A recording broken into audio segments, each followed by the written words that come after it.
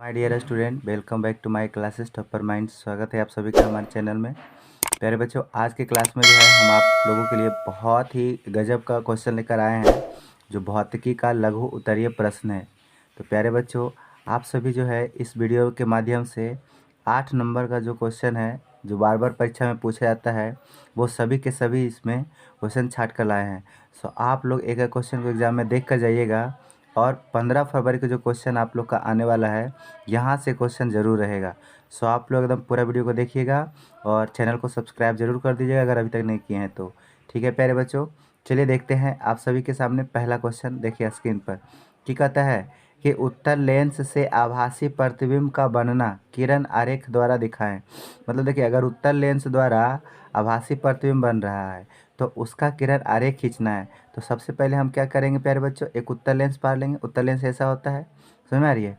और ये हम उसका क्या पार लेंगे, तो मुख्य अक्ष होगा उत्तर लेंस का मुख्य अक्ष, और ये उसका हो गया प्रकाशिक केंद्र ऑप्टिकल सेंटर पी। ठीक है, अब देखो वस्तु को कहीं भी रखोगे, चलो हम वस्तु को क्या करते हैं, यहाँ रख देते हैं वस्तु को। ठीक है, तो वस्तु को रखेंगे तो पहला रूल क्या होता है उत्तर लेंस में, पहला रूल होता है कि वस्तु को जहाँ भी रखना है उससे पहले किरण जाएगा लेंस में, और लेंस से अपवर्तन के बाद जो है प्यारे बच्चों फोकस से गुजरेगा। ठीक है, और दूसरा रूल है इसका कि वो सेंटर से जाएगा और सेंटर से होकर गुजरेगा।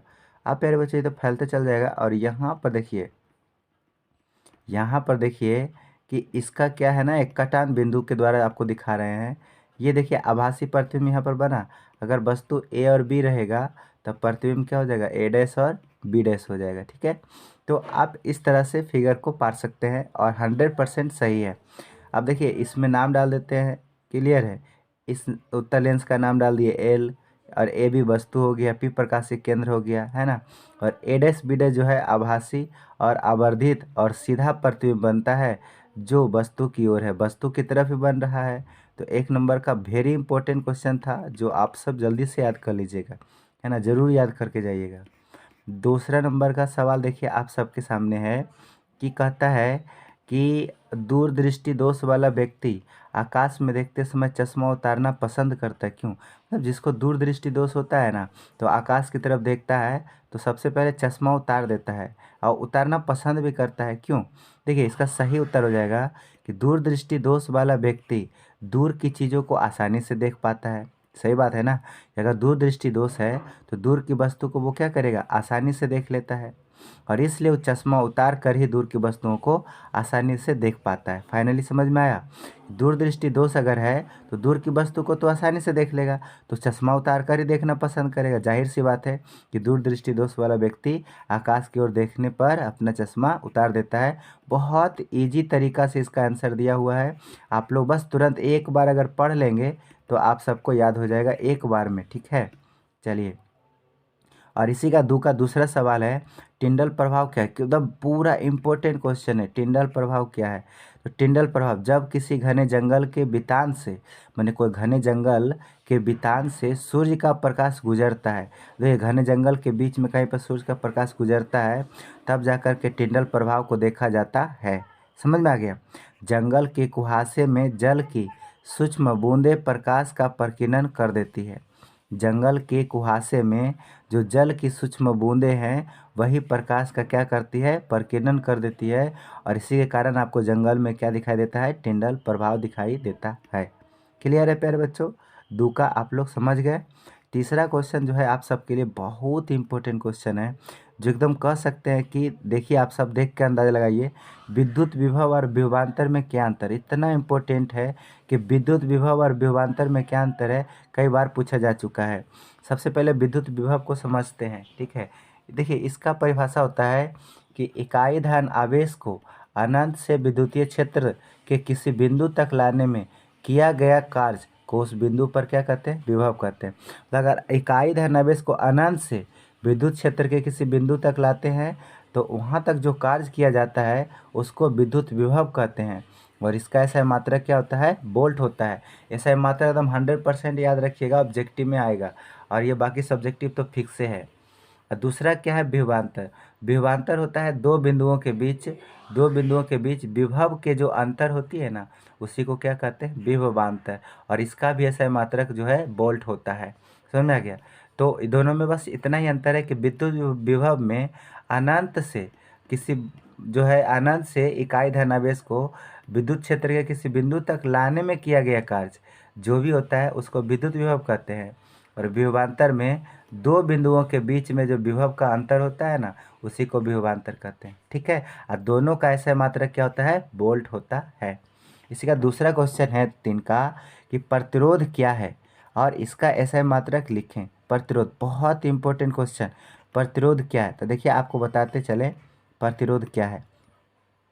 प्यारे बच्चों कि जब परिपथ में विद्युत धारा का प्रवाह होता है यानी विद्युत धारा बहती है तो चालक के अंदर उपस्थित इलेक्ट्रॉन पर आवेश के टक्कर के फलस्वरूप ऊष्मा ऊर्जा उत्पन्न होती है। मतलब जने परिपथ जो है अगर उसमें विद्युत धारा प्रवाहित करेंगे, करंट प्रवाहित करेंगे, तो इसके अंदर जो पहले से क्या रहता है ना, इलेक्ट्रॉन उपस्थित रहता है। तो इलेक्ट्रॉन जो है, इलेक्ट्रॉन और इलेक्ट्रॉन आपस में टकराएगा और टकराने पर क्या होता है, यहाँ पर कोलिजन उत्पन्न होता है। समझ में आ रही है?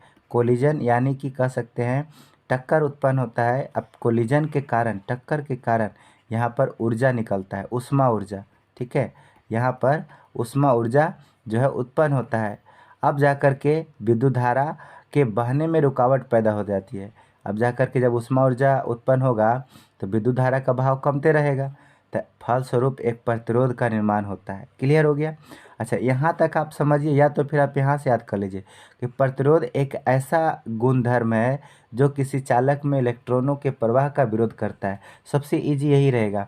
प्रतिरोध एक ऐसा गुणधर्म है जो किसी चालक में इलेक्ट्रॉन के प्रवाह का विरोध करता है, उसको क्या कहते हैं? प्रतिरोध कहते हैं।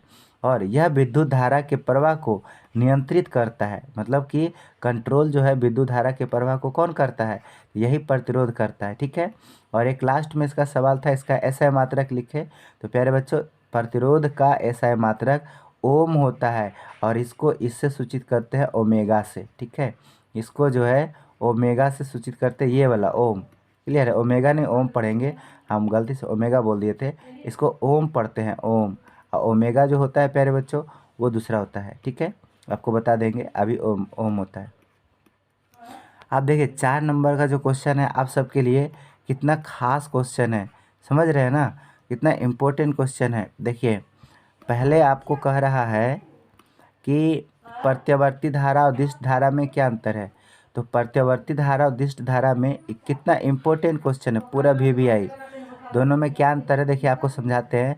तो आपका एग्जाम में जब आएगा तो सबसे पहले आप कॉपी को 2 भाग में बांट दीजिएगा और एक तरफ प्रत्यावर्ती धारा, इसी को AC करंट भी कहते हैं, और दूसरी तरफ दिष्ट धारा, इसी को DC करंट भी कहते हैं। समझ में आ गया? Direct current. अब देखिए प्रत्यावर्ती धारा जो होता है इसमें धारा का मान और दिशा समय के साथ बदल जाता है। प्रत्यावर्ती धारा में धारा का जो मान है समय के साथ बदल जाता है, जबकि दिष्ट धारा में जो है दिष्ट धारा का परिमाण बदलता है। क्लियर है? इसका केवल परिमाण बदलता है, इसमें दोनों बदल जाता है, मान के साथ साथ दिशा भी बदलता है, इसमें केवल परिमाण बदलता है।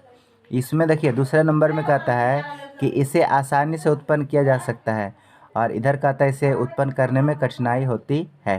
समझ में आ रही है?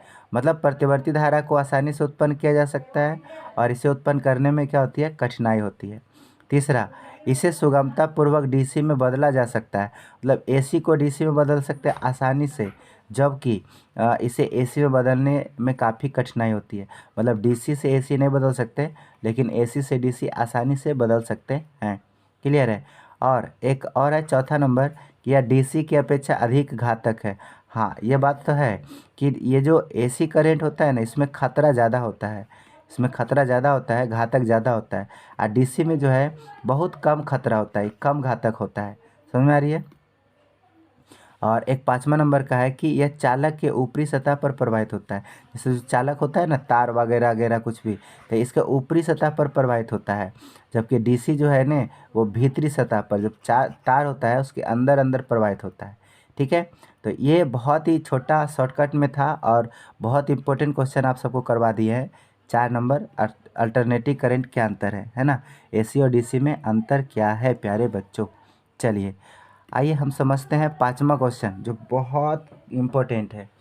कहता है धारावाही चालक तार के इर्द गिर्द चुंबकीय क्षेत्र उत्पन्न होता है। तो उसे दिखाने के लिए ओरेस्टेड का प्रयोग का वर्णन करें। ठीक है, चलिए तो हम इसको थोड़ा सा एक्सप्लेन करने का प्रयास करते हैं। आप सब ध्यान दीजिएगा कि ओरेस्टेड का प्रयोग क्या होता है। समझ रहे हैं? क्वेश्चन तो आप देख लिए हैं। अब प्यारे बच्चों आप देखिए यहाँ पर कह रहा है उत्तर में कि जब किसी पहले इसका धारावाही चालक तार के इर्द गिर्द जो है चुंबकीय क्षेत्र उत्पन्न होता है तो उसे दिखाने के लिए ओरेस्टेड का प्रयोग का वर्णन करें। तो इसका सही आंसर हो जाएगा कि जब किसी चालक से विद्युत धारा प्रवाहित की जाती है तो चारों ओर क्या उत्पन्न होता है? चुंबकीय क्षेत्र उत्पन्न होता है। ठीक है, याद रखिएगा, बहुत इंपॉर्टेंट है कि जब किसी चालक से विद्युत धारा प्रवाहित की जाती है, किसी भी चालक से, तो इसके चारों ओर क्या उत्पन्न होता है? चुंबकीय क्षेत्र उत्पन्न होता है। अब ओरेस्टेड का प्रयोग क्या है? तो इसका प्रयोग ये है कि जैसे आप यहाँ पर देख पा रहे हैं ना कि इस प्रयोग में चालक तार AB को उत्तर दक्षिण दिशा में तान दिया जाता है। उत्तर दक्षिण दिशा में तान दिया जाता है। ठीक है, चालक तार को उत्तर दक्षिण दिशा में एकदम कस के तान दिया जाता है। तार के ठीक नीचे एक चुंबकीय सुई NS रखा जाता है। मतलब यहाँ पर जो है देख रहे हैं ना NS, ये चुंबकीय सुई हो गया। ये जो दिख रहा है चुंबकीय सुई रखा जाता है। जब तार से कोई विद्युत धारा, अब इसमें क्या करते हैं? विद्युत धारा देते हैं, मतलब धारा प्रवाहित करते हैं। जैसी धारा प्रवाहित करते हैं तो सुई क्या होता है कि पृथ्वी के चुंबकत्व के कारण उत्तर दक्षिण दिशा में स्थिर रहती है। मतलब अगर धारा देते हैं ना, धारा नहीं देते हैं तब, हाँ धारा नहीं देते हैं तो स्थिर रहता है, और जैसी धारा देते हैं तो ये क्या होता है ना कि सुई विक्षेपित होकर तार के लंबवत हो जाती है। मतलब धारा देने पर विक्षेपित हो जाता है और नहीं देने पर जो है वो स्थिर रहता है। समझ में आ गया? तो तार से होकर प्रवाहित धारा की दिशा को उलट देने पर भी सुई का विक्षेप तार के लंबवत ही होता है। अब NS से धारा दीजिए चाहे NS से धारा दीजिए, कर्नुस दीजिएगा ना तो सुई उसी के लंबवत हो जाएगा। इससे समझ में आ रही है? जैसे जैसे तार है वैसी हो जाएगा। तो इस सुई के ध्रुव की स्थिति पहली बार की स्थिति की अपेक्षा विपरीत रहती है। अब आगे कहता है कि ओरेस्टेड का प्रयोग से यही स्पष्ट होता है कि चुंबकीय सुई के विक्षेप की दिशा धारा की दिशा पर तो निर्भर करती ही है, इसके साथ साथ इस बात पर भी निर्भर करती है कि तार चुंबकीय सुई के ऊपर है या नीचे। क्लियर है? तो ये चीज़ें थी। आप सब इसका PDF जो है आप लोग को फ्री ऑफ कॉस्ट मिल जाएगा। आप लोग चिंता नहीं करिए, बस आप हमारे वेबसाइट टॉपर माइंड्स, ठीक है, topperminds.in पर जाइएगा, topperminds.in पर जाइएगा और वहाँ से इसका फ्री PDF डाउनलोड कर लीजिएगा। ठीक है, जिसका लिंक आपको डिस्क्रिप्शन में दे दिया जाएगा, वहाँ से आप आराम से याद कर सकते हैं, वहाँ से डाउनलोड कर सकते हैं। ठीक है प्यारे बच्चों, चलिए 6ठा नंबर का क्वेश्चन जो बहुत ही खास क्वेश्चन है ना। कहता है कि रॉकेट ईंधन के रूप में हाइड्रोजन का उपयोग किया जा रहा है। क्या आप इसे CNG की तुलना में अधिक स्वच्छ ईंधन मानते हैं? क्यों अथवा क्यों नहीं? देखिए इसका सही आंसर होगा CNG की तुलना में हाइड्रोजन को स्वच्छ ईंधन माना जाता है। CNG क्या हाइड्रोजन से ज़्यादा स्वच्छ ईंधन है, और इसके बहुत सारे कारण हैं। जैसे पहले है कि हाइड्रोजन का ऊष्मीय मान CNG से अधिक होता है, पहला हो गया। दूसरा, CNG ऊर्जा का परंपरागत स्रोत है लेकिन हाइड्रोजन परंपरागत नहीं है। जबकि तीसरा, CNG ग्रीन हाउस गैस है जबकि हाइड्रोजन ग्रीन हाउस गैस नहीं है। चौथा है कि CNG के जलने पर कार्बन मोनोऑक्साइड और कार्बन डाइऑक्साइड गैस निकलती है जबकि हाइड्रोजन के जलने पर हानिकारक गैसें नहीं निकलती है। तो इसीलिए कह सकते हैं कि रॉकेट ईंधन के रूप में ना हाइड्रोजन का उपयोग किया जाता है। समझ रहे हैं ना? इसे CNG की तुलना में अधिक स्वच्छ ईंधन मानते हैं कि नहीं, आपको समझ में आ गया? ठीक है प्यारे बच्चों, चलिए उसके बाद 8वां नंबर जो बहुत इजी क्वेश्चन है और बहुत छोटा क्वेश्चन भी है कि कहता है किसी अवतल दर्पण के वक्रता केंद्र और फोकस के बीच एक वस्तु को रखा गया है। किरण आरेख से प्रतिबिंब की स्थिति, आकार और प्रकृति दिखाइए। तब आपको क्या करना है, ऐसे में फिगर पारना है। तो आप ये फिगर को देख पा रहे हैं, कैसे पारना है हम आपको बता देते हैं। फिगर पारना बहुत ही ईजी है, देखिए समझिएगा। सबसे पहले हम एक अवतल दर्पण लेंगे, ठीक है, अवतल दर्पण ले लेंगे। उसके बाद इसका मुख्य अक्ष पारेंगे प्यारे बच्चों, और एक वस्तु को हम यहाँ की कर रहा है कि वक्रता केंद्र और फोकस के बीच रखना है। तो यहाँ पर फोकस हो गया, यहाँ पर वक्रता केंद्र हो गया, दोनों के बीच में एक वस्तु रखेंगे। अब इसका किरण आरेख पारने का तरीका, सबसे पहले इसका किरण दर्पण में जाएगा लंबवत सीधा एकदम, ठीक है, मुख्य अक्ष के समांतर और फोकस से होकर गुजरेगा। एक तो हो गया ये।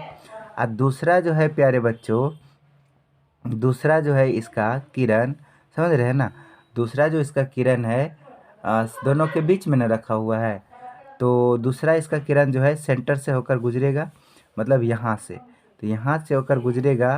तो अब आप देखिए कहीं ना कहीं काट देगा, कहीं ना कहीं काट देगा। तो जहाँ काटेगा इसका थोड़ा खींच लेते हैं लंबा। अब देखिए ए बी वस्तु हो गया और ए डैश और बी डैश जो है इसका प्रतिबिंब हो गया। तो पहला फोकस से दूसरा केंद्र से गुजरता है, ये बात आपको पता है। अब मैंने फिगर पार दिया, तो यहाँ पर बस इतना लिखना है कि प्रतिबिंब वक्रता केंद्र के कहाँ बन रहा है, बाहर। पूछा था ना स्थिति, आकार और प्रकृति बताइए। पहले स्थिति कहाँ बना, देखिए वक्रता केंद्र के बाहर। दूसरा उसका आकार कैसा है, वस्तु से बड़ा है, आप देख पा रहे हैं ना, आवर्धित है। तीसरा प्रकृति कैसा है, तो उल्टा है, मतलब वास्तविक है, क्योंकि उल्टा प्रतिबिंब जो होता है वो वास्तविक होता है और जो सीधा होता है वो काल्पनिक होता है। बस हो गया, इजी था ना। 8वां और सबसे खास क्वेश्चन, ठीक है, 8वां जो कई बार एग्जाम में आ चुका है। अब अगला है कि 2024 में भी पूछने वाला है। क्या कहता है, ऐसे दो ऊर्जा स्रोतों के नाम लिखिए जिन्हें आप नवीकरणीय मानते हैं, ठीक है, और अपने चयन के लिए तर्क दीजिए। ऐसे दो ऊर्जा स्रोत का नाम बताइए जिन्हें आप नवीकरणीय मानते हैं और अपने चयन के लिए तर्क दीजिए। तो प्यारे बच्चों देखिए, दो नवीकरणीय ऊर्जा स्रोत कौन कौन हो गया, एक तो जल ऊर्जा हो गया और दूसरा हो गया पवन ऊर्जा। अब इस पर तर्क देना है, थोड़ा सा लिखना है और कुछ नहीं है।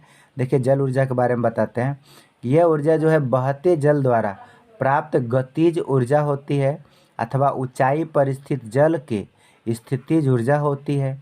और किसी ऊंचाई से गिरते हुए जल का रूपांतरण विद्युत ऊर्जा में होता है। जैसे जल गिरता है तो वही जल ना लगा कर उसी में ना ये मोटर लगा करके जो है विद्युत ऊर्जा में बदला जाता है। समझ में आ रही है ना। और यह क्रिया लगातार होती रहती है और विद्युत ऊर्जा प्राप्त हो जाती है। समझ में आ रही है। डायनेमो के द्वारा आप नाम तो सुने ही होंगे कि डायनेमो लगा देता है और उसके बाद वहाँ से ऊर्जा का उत्पादन किया जाता है। उसी तरह पवन ऊर्जा भी है। यह ऊर्जा वैसे स्थानों पर प्राप्त की जाती है जहाँ वर्ष के अधिकांश दिनों में बहुत तेज़ हवा चलती है, मतलब पवन चलती है। और इसके लिए पवन चक्की का उपयोग किया जाता है। पवन चक्की आप देखे होंगे कि लगा रहता है 3 गो बड़ा, ऐसे यहाँ पर 3 गो बड़ा लगा रहता है, 1 2 3 ऐसे करके आप देखे होंगे, कहीं कहीं गए होंगे तो पवन चक्की से वो करते हैं, ठीक है। इस पर बार बार धन खर्च करने की ज़रूरत नहीं पड़ती है, बस एक बार चक्की लगा दो, है ना। और पवन चक्की की घूर्णी गति का उपयोग, ये जब घूरता है, ये जब भी घूरता है तो क्या होता है ना, विद्युत जनित्र के टरबाइन को घुमाकर, है ना, घुमाने में होता है और विद्युत ऊर्जा प्राप्त होती है। इसमें एक टरबाइन लगा रहता है, समझ में आ गया। और उसी टरबाइन के माध्यम से जो है ये जब घूरेगा तो टरबाइन घूरेगा तब विद्युत ऊर्जा उत्पन्न होता है, ठीक है। तो प्यारे बच्चों मिलते हैं अगले वीडियो में, तब तक वीडियो में बने रहने के लिए आपका धन्यवाद। आपका दिन शुभ हो।